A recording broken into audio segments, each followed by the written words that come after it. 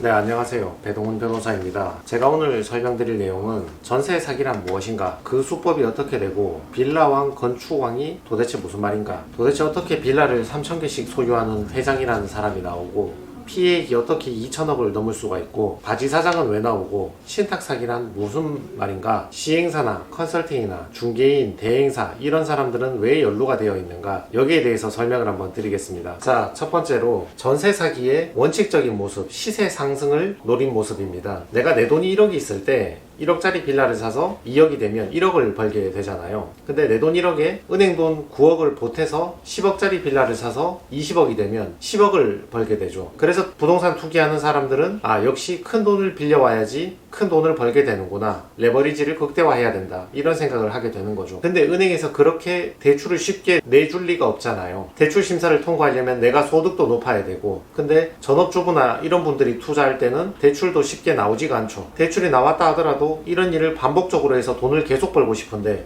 대출을 계속 내주질 않잖아요. 처음에 한 번만 내주지. 그리고 대출을 억지로 받았다 하더라도 막대한 이자를 매달 지급을 해야 되는 거죠. 세입자라는 은행은 대출을 해줄 때 대출 심사도 안 하지. 10번이고 100번이고 반복적으로 빌려도 계속 빌려주지. 자기는 전세 대출 5%에 빌려와도 집주인한테는 0% 무이자로 전세 대출을 빌려주지. 이러니까 세입자란 은행은 최고의 은행이 되는 거죠. 그러면 내 돈 1억에 세입자 돈 9억 빌려가지고 10억짜리 빌라 사서 20억이 되면 나는 10억 먹고 나중에 빌린 돈만 갚아주면 되는 거죠. 이런 일을 10번 100번 계속 반복할 수 있는 거죠. 근데 10억이 20억이 되면 10억 버는 거지만 10억 빌라가 5억으로 내려가면 지금 팔아도 내 손에 5억밖에 안 남는데 전세금 9억을 갚아야 되잖아요. 그러니까 그 전세금을 갚아줄 수가 없으니까 본의 아니게 전세 사기 비슷한 모양이 나오는 것이죠. 자, 두 번째. 근데 전세가 왜 사기까지 되었느냐? 이게 전세 사기가 진화를 하는데 시세 상승을 목적으로 하는 게 아니라 전세금 자체를 노리는 겁니다. 전세금을 빌려와서 집을 사서 오르면 오른 건 내가 먹고 갚는 이 구조가 아니라 그냥 빌려와서 안 갚으면 되잖아요. 그러면 오르든 말든 팔리든 말든 신경 쓸 필요가 없잖아요. 그냥 빌려서 안 갚는 거예요. 제가 얼마 전에 주가 조작 영상에서도 말씀을 드렸지만 제일 처음에는 투자를 받아서 주식을 올려서 팔아서 뭐 2배를 주겠다 이런 식으로 접근을 하지만 투자 받는 것에 익숙해지고 투자를 잘 받기 시작하면 투자 받고 올리기 전에 그냥 투자 받은 그대로 그냥 즉석으로 그때그때 횡령해버리면 되잖아요.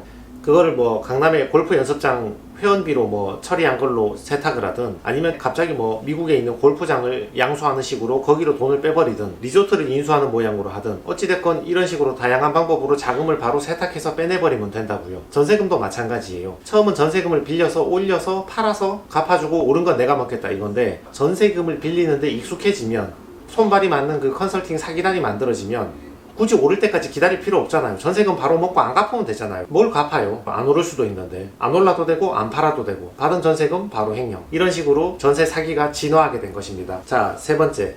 그럼 빌라왕은 왜 나왔냐? 이건 전세금을 받아서 집을 매수를 한 사례인데 방금처럼 전세금을 많이 받아서 횡령하려면 내가 집이 많아야 되잖아. 근데 집이 하나도 없다고요. 심지어는 집 살 돈도 없어. 근데 이런 사람이 전세금을 어떻게 많이 횡령을 할 수 있겠어요? 보세요. 저기 2억짜리 빌라가 매물이 나왔어. 집주인이 팔겠다고 내놨어. 그러면 내가 세입자를 구하는 거예요. 저걸 3억짜리라고 속이고 전세금을 2억 5천을 받아. 그리고 집주인한테 바로 쫓아가서 2억을 주고 집을 내 명의로 사오는 거죠. 소유권 이전 등기를 해서 저 사람한테 바로 전세를 놔주는 거죠. 그러면 내 손에 5천만 원 남았잖아. 이 사기단인 내 입장에서는 2억짜리 빌라 생겼고 5천만 원짜리 현금 생겼고 그리고 2억 5천 반환해줄 의무가 생겼죠. 그럼 요 2억 5천 반환해줄 의무 요것만 사라지면 되잖아. 돈만 안 갚으면 되잖아. 그러면 다 떼먹을 수 있잖아요. 그러니까 여기서 바지사장이 나오는 거예요. 그러니까 5천만 원 요거 남겨놓고 2억짜리 빌라하고 2억 5천 반환 채무를 모아서 누구 줘버리면 되는 거지. 근데 바보도 아니고 시세 조사해보니까 2억밖에 안 하는데 전세금 2억 5천을 끼고 있는 이런 집을 누가 사가겠어요. 그러니까 저기 역 앞에 있는 노숙자 데려와서 집 하나에 500만 원 줄 테니까 당신 명의로 등기 좀 하자. 또는 잡코리아 이런 데서 20대들 아무것도 모르는 어린 친구들 데리고 와서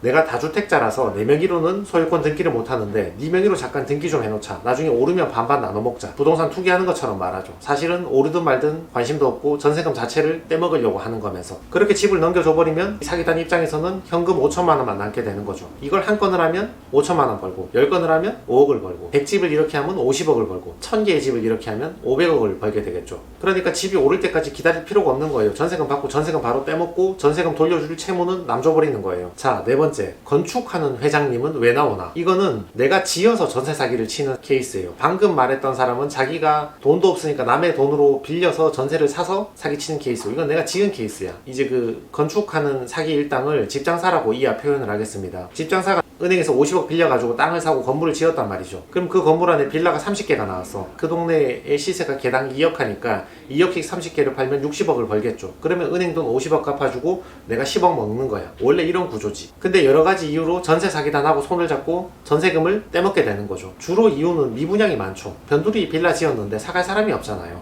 그러니까 매매로 팔긴 힘들지. 사는 입장에서도 떨어지면 어떡하나, 환금이 안 되면 어떡하나 고민을 하고, 은행도 주택 대출 규제가 심하죠, 소득에 따라서. 근데 전세 같은 경우는 돌려받는다는 믿음이 있으니까 상대적으로 쉽게 들어오죠. 그리고 월급이 낮은 20대들도 전세 대출은 잘 나오니까, 이자도 낮으니까 돈 구해오기가 쉽지. 여러분 뭐 그 케이블 방송 이런 거 보다 보면 2년 살아보고 매입할 수 있는 뭐 특혜 뭐 이런 얘기 하잖아요. 그게 특혜가 아니고 안 팔려서 전세부터 돌리는 거예요. 전세로 돌려놓고 나중에 부동산 경기 풀리면 그때 팔겠다 이런 생각인데, 미분양 때문에 그런 거야. 그럼 이 사람이 이제 사기치겠다 독한 마음을 먹으면 전세 사기단하고 공모를 하겠죠. 아니면 이번 사건처럼 건축을 한 회장이라는 사람이 자기 밑에 중개사를 아예 고용을 하는 거지, 직원처럼. 그럼 2억짜리 빌라인데 3억이라고 속이고 집집마다 2억 5천씩 전세금을 받는 거야. 그리고 그 컨설팅이나 사기단 일당들은 바지 사장을 찾아오죠. 이 집의 소유권을 가져갈 사람 데리고 와서 빌라 30개 소유권 다 넘겨버리고 더 받은 전세금은 착복을 하는 거죠. 그리고 심지어는 은행 선순위 대출을 갚지도 않으면 더 많은 돈을 착복할 수 있겠죠. 사기치겠다고 작정을 했으니까. 가운데 꼬였다면 50억은 갚았겠지만 처음부터 사기칠 작정이면 그 50억도 안 갚고 다 가져와 버리겠지. 집을 바지 사장한테 넘겨줘 버리면 되고. 그러니까 3,000개, 3,500개 집을 갖고 있는 사람이 나오는 거고, 피해 금액이 2천억씩 나올 수가 있는 거예요. 그래서 바지 사장이란 존재가 계속 언급이 되는 거죠. 자, 네 번째, 그러면 선순위 저당권 얘기는 왜 나오는가? 방금 사례 있잖아요. 원래 내가 집을 지을 때 은행에서 돈을 빌려서 집을 짓잖아요. 그러면 세입자가 들어오기 전에 집주인이 이미 집 지을 때 은행에서 빌린 돈이 있다고 걔가 선순위야. 나중에 경매 넘어가면 어떻게 됩니까? 그 은행이 먼저 돈을 받죠. 그러면 세입자가 보증금 떼일 확률이 더 높아지는 거지. 돌려받는다 해도 아주 소액만 돌려받겠지. 선순위 저당 남겨둔 채로 집집마다 3억이라고 속이고 2억 5천씩 전세를 받아버리는 거야. 여기서 중개인이 결정적인 역할을 하는 거죠. 이 정도는 괜찮다. 동네 시세 이 정도 나가니까 이만큼 전세금 맡겨도 괜찮다. 이렇게 중개인이 중요한 역할을 하는 거죠. 그렇게 과다하게 전세금을 받았는데 심지어는 선순위에 은행 저당권까지 있어. 경매 넘어가면 은행 저당이 먼저 받아간단 말이야. 50억 받아가버리면 남는 게 거의 없잖아요. 그럼 이제 전세금 거의 다 떼이는 거죠. 그러니까 선순위 저당이 있는 전세 사기에서는 더 큰 문제가 생기는 거지. 자, 다섯 번째, 그러면 전세 사기에 신탁 사기는 왜 나오냐? 신탁이 뭐냐 하면, 그 여러분 영화 아저씨 보셨잖아요. 돈 100만원 빌려주면서 금리빨을 바로 받잖아요. 받아서 내 주머니에 넣잖아요. 만약에 당신의 금리빨이나 금시기를 내가 담보를 설정했는데 너가 가지고 돌아다녀라 그러고 돈을 빌려줬어. 그러면 어떻게 될까요? 그 금리빨을 가지고 다른 데 가서 돈을 또 빌린다거나 팔아버린다거나 뭐 다른 짓을 하겠지. 그러면 나중에 내가 돈을 떼었을 때 담보가 없잖아요. 부동산도 똑같다고요. 은행 입장에서 공사비 100억을 빌려주면서 땅을 바로 받아서 내 주머니에 넣어야 돼. 만약에 여러분 아파트 살 때처럼 단순히 저당권만 잡아놓고 소유권은 시행사한테 준 거야. 너 계속 소유해라. 나는 저당권만 설정할게. 이론상은 저당권이 1번 저당권이니까 담보 힘이 있긴 하지만 저 시행사가 공사를 하다 보면 우발 채무가 자꾸 발생하거든. 돈은 필요한데 돈은 없단 말이야. 시행사는 대체로 돈이 없어요. 다 막 빌려서 공사하는 사람들이니까. 공사 대금 없으면 다른 데 또 빌려주고 권리 설정 또 해버리고 지상권, 전세권, 임차권 다 설정해주고 돈 계속 빌려버리고, 그 공사 현장 또는 다른 공사 현장에서 공사를 보통 여러 군데 동시에 하니까 돈 못 받은 공사업자들이 이 땅에 이제 압류가 들어오는 거지. 그러면 돈 100억을 빌려준 하나은행 입장에서는 추가 공사금을 계속 빌려줘서 집을 다 지어서 팔게 해야 되는데 더 이상 추가 공사금을 빌려주지를 못하는 거야. 그러면 공사가 완공이 안 되니까 내가 처음에 빌려준 100억은 회수할 수가 없는 거죠. 그리고 경매에 넘어가도 낙찰자에게 대항할 수 있는 권리가 형성되면, 쉽게 말하면 골치 아픈 물건이 되면 100억 받고 낙찰될 게 50억에 낙찰되는 거야. 그러면 나 100억 빌려주고 땅 팔았는데 50억밖에 못 받는 거지. 그럼 1번 저당권도 부족하다고. 그럼 이 저당권보다 더 강력한 담보는 돈을 100억 빌려준과 동시에 땅을 받아서 내 주머니에 넣어야 돼. 내 소유로 만들어버려야 돼. 네 건데 내가 잠깐 소유권을 보관하겠다. 네 소유지만 내가 소유권을 들고 오겠다. 목적을 달성할 때까지. 그게 신탁이죠. 여러분 명의신탁 이런 얘기 들어봤잖아요. 내 건데 너한테 맡긴다 이런 거. 그러니까 돈을 빌려주면서 신탁 등기를 해서 내 명의로 소유권을 가져오는 거야. 근데 하나은행이 전국에 수만 개 공사 현장 소유권을 다 들고 올 수는 없어. 수십만 빌라 집을 자기 명의로 다 등기할 수가 없으니까 요 일만 하는 하나 자산 신탁을 만든 거지. 야, 이제 소유권은 네가 당분간 다 보관하고 있어라. 그러면 하나 자산 신탁은 요걸 적어놔야 될 거 아니야. 나중에 돈 빌려간 사람이 빌린 돈하고 이자하고 가지고 오면 하나은행한테 제일 먼저 돈을 갚아야 된다. 그게 신탁원부고, 그래서 신탁원부를 보면 우선수익자란 말이 있는 거죠. 우선수익자 하나은행 이렇게 적혀 있는 거죠. 우선수익자 1번 저당권처럼 제일 먼저 돈 받아갈 사람. 이게 왜 문제가 되냐면 옛날에 지어놓은 빌라를 가지고 전세 사기를 칠 때는 신탁이 없어. 상대적으로 문제가 덜한데 최근에 지은 신축 빌라를 사기에 이용하는 경우가 많잖아요. 그런 경우는 아직 분양을 못했기 때문에 집주인이 맨 처음에 돈을 빌리면서 신탁사로 소유권을 넘겼잖아. 그래놓고 집주인이 사기단하고 공모해서 내가 소유자라고 이 집을 전세금을 받는 거야. 그러면 집주인은 내가 아니잖아요. 옛날에는 그 땅이 내 땅이었지만 시행을 하기 위해서 분양대금 다 받을 때까지 신탁사한테 소유권을 넘겼다고. 그러면 소유자가 아닌 옛날 집주인이, 옛날 땅 주인이 전세를 놓은 거지. 소유권자의 동의 없는 전세니까 대항력이 없죠. 나중에 경매에 넘어가도 돈을 못 받아요. 전세금 못 받아 쫓겨나야 돼. 선순위 저당권이 있는 사건은 집장사인 내가 그 소유자는 맞잖아요. 선순위 저당권이 잡혀 있으니까 망해서 경매 넘어가면 선순위 하나은행이 먼저 50억을 받아가고 남는 돈이 얼마 안 되니까 세입자가 받아가는 돈이 적다는 단점이 있는데, 신탁이 돼 있으면 아예 내 소유가 아니라니까 신탁사 소유예요. 그럼 나는 전세를 놓을 권한이 없다니까. 이러면 돈을 완전히 다 떼이게 되는 그런 불상사가 벌어지기도 하거든요. 그래서 전세 사기가 피해가 되는데, 전세 사기인데 선순위 저당권이 있으면 더 큰 피해가 되고, 전세 사기인데 신탁이라면 거의 절망적이죠. 신탁 사기가 막기 어려운 이유가, 내가 아무리 사회초년생이라도 내가 전세금 2억 5천을 내기 전에는 등기부를 열람해 본다고요. 그 온라인으로 열람하면 내 앞에 하나은행이 저 집에 2억 저당권을 설정했구나. 그러면 혹시 망해서 경매가 넘어가면 하나은행이 2억을 먼저 받아가니까 그 뒤로 전세금 2억 5천을 낸 나는 받을 돈이 얼마 안 되는구나. 이걸 알 수가 있다고요. 근데 신탁원부 같은 경우는 집에서 열람하는 게 아니고 등기소에 가서 신탁원부를 열람 신청을 해야 됩니다. 그리고 열람을 하면 이 집에 2억이 잡혀있다가 아니라 이 전체 공사장에 수익자가 100억을 잡아놨다 이렇게 돼 있는 거지. 그러니까 열람을 하는 절차도 까다롭지만 봐도 이해가 잘 안 돼요. 그러니까 전세 사기 당한 내가 멍청한 건가 뭐 그렇게 얘기하시는 분이 있는데, 보통 일반 국민의 상식에서 신탁 원부를 찾아보고 내 앞에 권리 설정이 됐다는 걸 이해하는 게 쉽지가 않죠. 중개인이 이걸 확인을 해줘야 되는데 오히려 아이 괜찮아 저 사람 원래 소유자 맞아, 지금 신탁사지만 나 믿고 그냥 전세금 2억 5천 내고 들어와. 중개인이 이런 말을 해버리니까 속을 수밖에 없는 거죠. 자, 5번째, 근데 시세 2억짜리를 전세 2억 5천에 내놓는다거나 또는 선순위 저당권이 있는데 이걸 누가 속냐 이렇게 생각하시는데, 그러니까 빌라를 쓰는 거예요. 아파트 같은 경우는 평수가 다 똑같잖아요. 그러니까 옆집 얼마에 팔렸는지 확인하면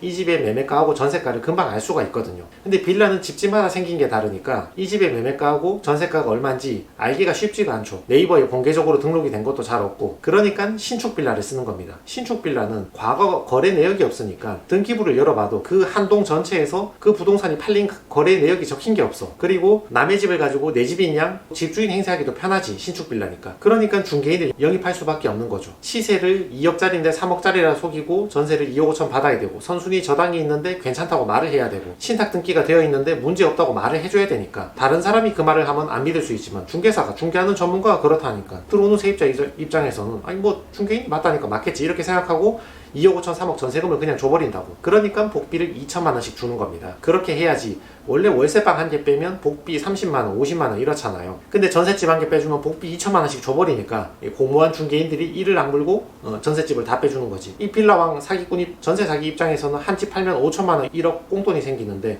거기서 1천만 원 2천만 원 왜 못 떼주니까 떼주고 말지. 어차피 중개인들이 다 팔아오는 건데.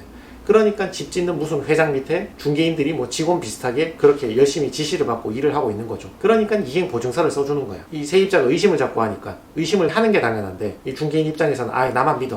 혹시 이게 뭐 사고가 나면 나 중개인 나 홍길동이 모두 책임을 지겠습니다. 그럼 책임을 어떻게 져? 지금 피해액이 수백억 수천억인데 중개인이 돈이 얼마가 있어서 그걸 다 책임을 집니까? 그러니까 공제증서를 보여주는 거예요. 우리 공제증서 뭐 2억 한도, 그게 1년 내내 그 중개사한테 발생한 모든 손해액을 2억 한도에서 배상해주겠다는 공제증서인데, 지금 1년에 수백억 수천억 피해가 생겼는데 그 2억으로 어떻게 다 보상을 합니까? 건건이 2억 보상이 아닌데. 이렇게 해서 집 지은 시행사하고 무슨 사기단하고 뭐 컨설팅이다 대행사다 이런 요상한 사람들하고 중개인하고 이런 거대한 카르텔이 만들어지는 겁니다. 모두가 행복하지. 집을 지은 시행사 입장에서는 변두리 빌라인데 요즘 누가 사가냐고요. 팔리지가 않아. 근데 저 전세 사기단이 와서 자기가 다 사가네? 자기가 집주인 행세하면서 전세금 받아와서 그 돈 나한테 주고 집을 다 사가버리네? 얼마나 좋아요. 악성 미분양 다 털었는데. 전세 사기단 입장에서는 자기 돈 10원도 원도 안 들이고 남의 집을 자기가 집주인이냐 행세하면서 자기는 2억 주고 사온 빌라인데 2억 5천 전세금을 받았으니까 집집마다 5천만 원씩 돈을 남기니까 큰 돈을 벌었지. 100개면 50억, 1000개면 500억 큰 돈을 벌게 되죠. 그리고 전세금 반환 채무는 집 소유권을 남 줘버리고 돈 안 갚으면 되지. 그냥 그 돈만 먹으면 그만이지. 공인중개사나 대행사나 이런 입장에서도 월세집 한 개 팔아봐야 50만 원밖에 못 받는데 이런 집은 전세 한 개 내주면 1000만 원, 2000만 원 주니까 얼마나 좋아. 그리고 노숙자 입장에서는 용돈 생기니까 좋지. 대신 이 일로 불행한 사람은 방금 제가 말했던 그 카르텔, 그 집단들이 이익을 본 금액은 내 전세금 날리게 된 사람들의 손해액은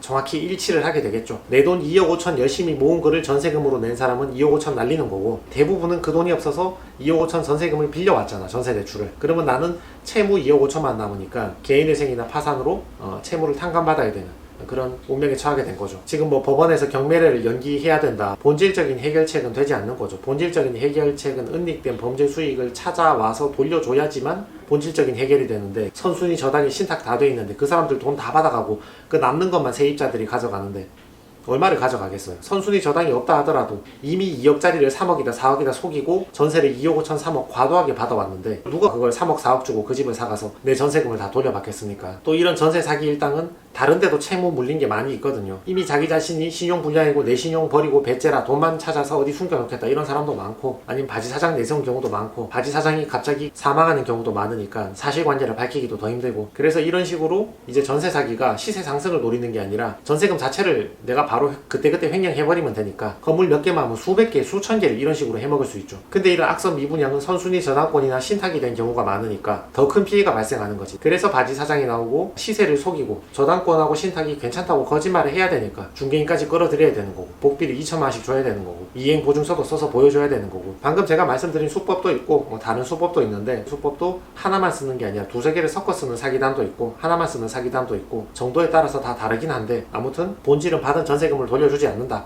그 채무를 면하려고 한다, 뭐 그런 거죠. 그래서 전세 사기 수법에 대해서 궁금했던 분, 전세에 들어가기 전에 이런 내용들을 좀 숙지를 해주시는 게 좋을 것 같고, 전세 사기의 피해를 받은 분들에게 이 사태를 이해하고 해결하는데 도움이 좀 되었으면 좋겠습니다. 네, 이상입니다.